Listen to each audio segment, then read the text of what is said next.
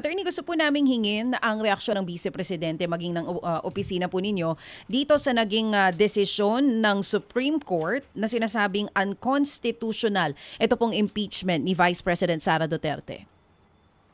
Po, pagdating po sa defense team, no, siyempre po, naturally we welcome this decision by the Supreme Court ruling unconstitutional yung fourth impeachment complaint which was eventually transmitted as the articles of impeachment.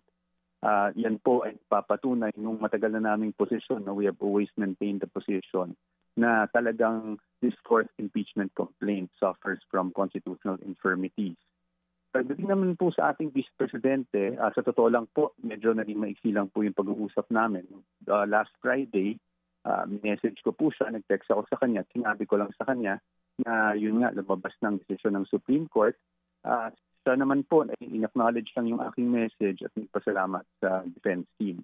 Other than that, di pa po kasi kami nakakapag-usap. She is currently out of the country. I think yesterday she had some engagements in Seoul. So hindi pa kami nagkakaroon ng masinsinang pag-uusap ukol dito. So Attorney Michael, hindi nyo na rin po natanong ang Vice Presidente, 13-0 yung naging botohan, ano? Wala pong kumbaga 13 hindi po mabor dito po sa desisyon na ito. Kayo po mismo, ano reaksyon ninyo? Were you expecting na ganito po yung magiging boto ng mga mahistrado natin? Honestly, wala naman po kaming ina-expect dito. We were very firm on our position. But alam niyo naman, no, every time you file a case, 50-50 yan. All we can do is really put forth yung our best arguments. So pagdating sa unanimous decision, of course, we're very thankful for that while we never expected it. But that's the case and we're very happy with the decision.